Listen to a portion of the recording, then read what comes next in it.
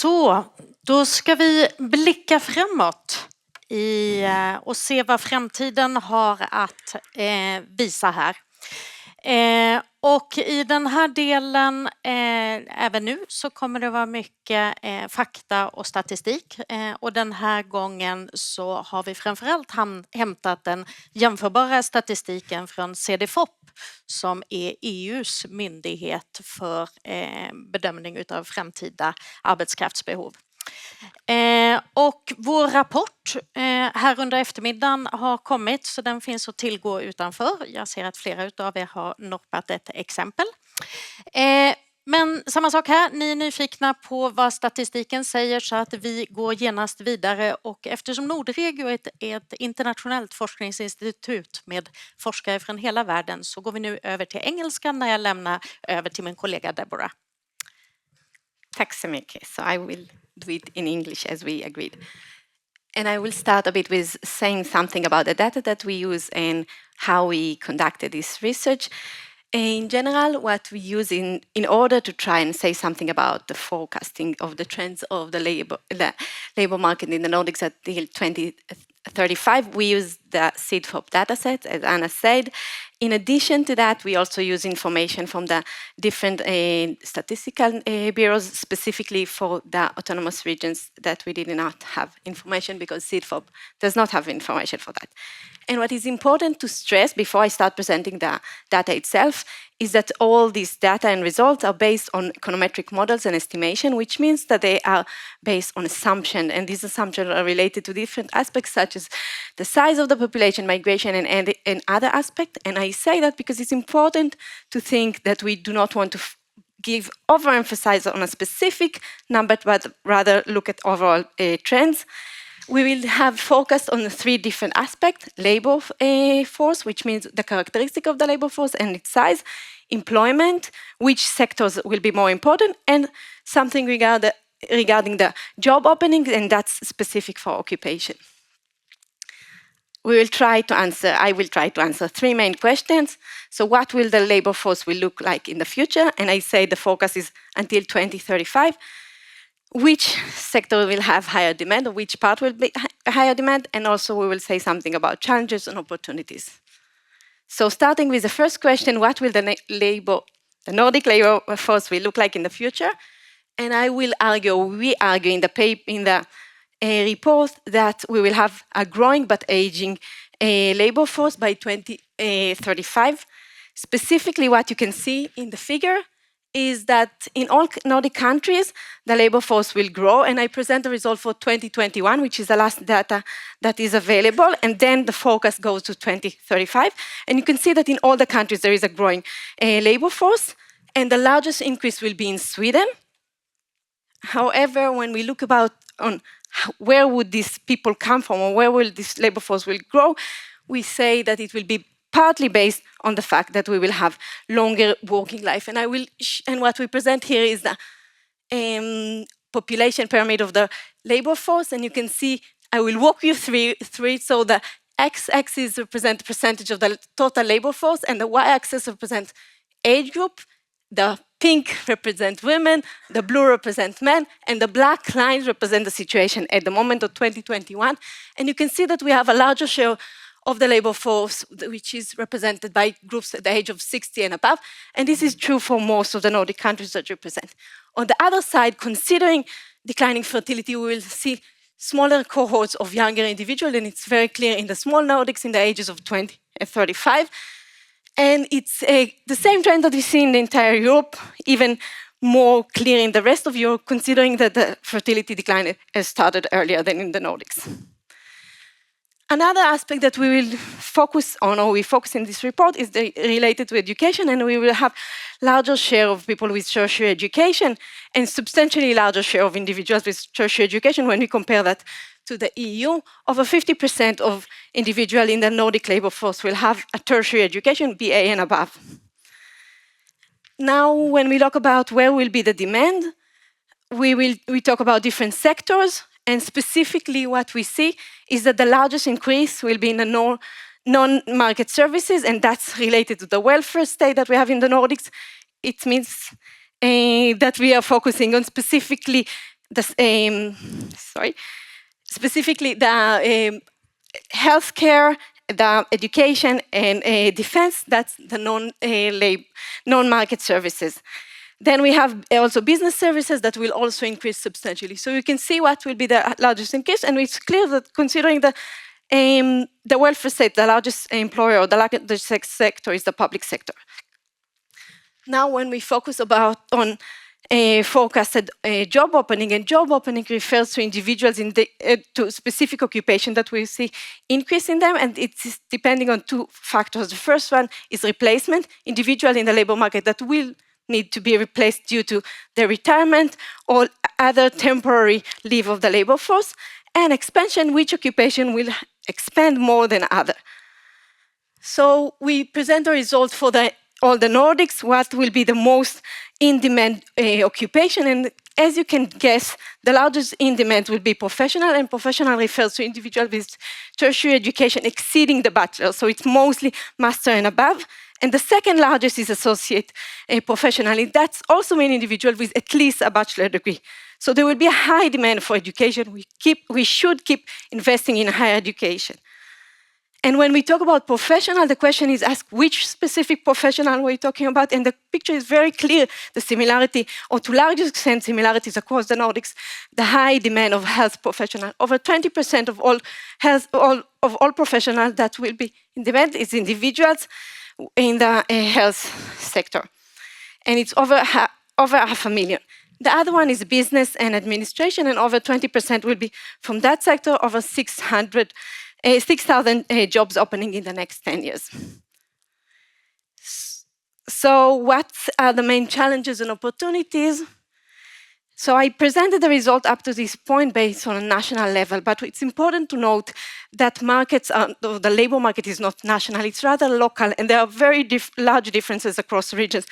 What I present here is the map of the working age population forecast for 2040. So 10 years, or a bit more than 10 years from now, what will be the change in the forecast? And everything that is in red represents the declining population, and everything that is in pink, around pink, or beige, it's a stable population, and blue represents growing population. It's very clear that there are very large differences across regions. Specifically, we see a shrinking population in rural areas, and that's quite expectable what we've seen before. And there is a growing urbanization with growing working age population in the cities. However, there is also potential for cross-border collaboration, and specifically the regions that we've talked about before during these days. Specifically the Öresund region, when we see these large differences in the growing population, working population in Sweden, whereas the opposite is true for the Danish part. And the same goes for the border between Sweden and Norway. So clear possibilities for collaboration, for cross-border collaboration, which will benefit both sides.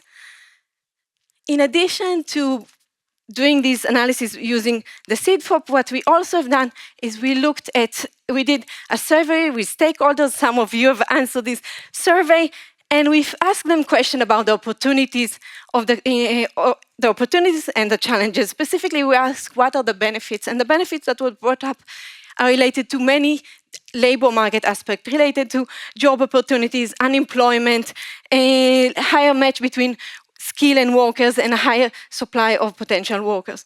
However, to our surprise, we weren't surprised that there are obstacles, but the specific obstacles that were brought up were quite surprising for us.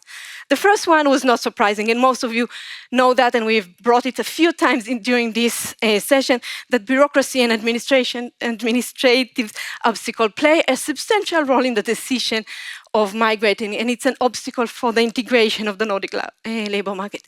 But to our surprise, language barriers were also brought as something that is important, a challenge for individuals to choose to have a more integrated labor market. Then other aspects related to the individual, such as family aspect and difficult to find housing. So I will give the floor to Anna to conclude. Thank you, Deborah. And after these graphs and pictures, you may ask yourself, what conclusions can we draw from this? So one conclusion is that we do have a lot of, we don't only have the Nordic agreement on the common labor market, we also have other agreements that are sustaining, or rather I should switch over to Swedish now. Sorry. Vi har en rad olika överenskommelser. Vi har inte bara överenskommelsen om en gemensam nordisk arbetsmarknad, utan vi har också en överenskommelse om passfrihet. Vi har om ett gemensamt, eller att man kan ta med sig socialförsäkringssystemet. Vi har överenskommelser på skatteområdet. Flera olika överenskommelser på olika sätt bidrar till att understödja den gemensamma arbetsmarknaden. Sen har vi också en hel radda med institutioner som har nämnts här idag. Vi har det Nordiska rådet, vi har Ungdomens Nordiska råd, vi har EURES-nätverket, vi har Infonorden, vi har gränstjänsterna, vi har Gränshinderrådet, Nordiska ministerrådet förstås, en mängd olika nordiska institutioner och organisationer som också på olika sätt bidrar till att understödja den nordiska arbetsmarknaden. Därutöver har vi också väldigt omfattande handel mellan de nordiska länderna. Samgående mellan företag finns det flera exempel på. Utöver handel, vi har dansk-svensk handelskammare, inte så gammal. Vi har svensk-norsk handelskammare. Så även på näringslivssidan så sätter man mycket fokus på det här nordiska samarbetet. Och sen därutöver så har vi hela det här civilsamhällessamarbetet med föreningen Norden. Vi har hört talas om Nordplus och Nordjobb. Olika institutioner som bidrar till att stärka samarbetet på kultur- och utbildningsområdet mellan ungdomar, stärka civilsamhället på olika sätt. Med detta sagt, man skulle kunna beskriva, när jag funderade på hur man ska beskriva liksom alla de här institutionerna och överenskommelserna och organisationer, så kommer jag att tänka på ett spindelnät. Det kanske är så en nordisk spindelväv med noder och trådar och länkar som tillsammans på olika sätt bidrar till att stärka det nordiska samarbetet.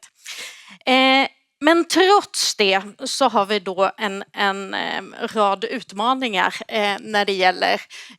Och det vi såg här utav Deborahs presentation, det var ju att när det gäller framtidens arbetsmarknad så finns det en stor efterfrågan på arbetskraft, särskilt inom vissa sektorer, framförallt inom näringslivssektorn och inom den offentliga sektorn. Och det är vissa yrkeskategorier då som är särskilt efterfrågade.